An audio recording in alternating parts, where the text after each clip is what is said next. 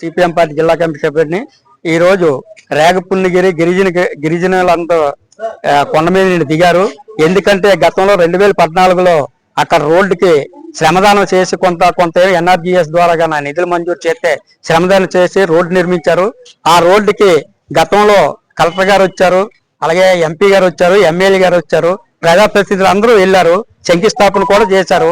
ఈ రోజు కిందన పున్నగిరి గిరిజనులందరూ మాకు సెట్లు వేసుకున్నాం, మా భూమి అని అడ్డు తగులుతుండ్రు. వాళ్ళకి చెట్లకి ఈ ఫారెస్ట్ ల్యాండ్ అయినా సరే చెట్లకి కొంత అమౌంట్ వీలే 60,000 డబ్బులు కూడి మరి ఇచ్చారు. అయినా వాళ్ళు మాకు భూమి ఇస్తారు తప్ప మీకు రోడ్డు వేయమని వాళ్ళు కూర్చుండ్రు భీష్మించుకొని. మేము సిపిఎం పార్టీకి మేము చెప్పిన తోటే రోడ్డు వాళ్ళ భూమి ఇస్తారో ఏటి ఇస్తారో అనవసరం.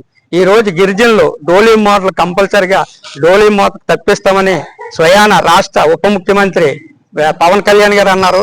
ఆ డోలీ మోత తప్పించాలని ఈ సందర్భంగా వాళ్ళ సమస్యలు వెంటనే తీర్చాలని మేము ఈ ధర్నా సందర్భంగా మేము చెప్తున్నాం. ఎందుకంటే నిన్నే ఈ రోజు అన్ని ప్రముఖ పత్రికల్లో వచ్చింది. నిన్నే ఒక ఆవిడ డెలివరీ అయితే ఆరోగ్యం బాగోలేక డోలీ మీద తప్ప ఏది గత్యంతరం లేదు రోడ్డు లేక.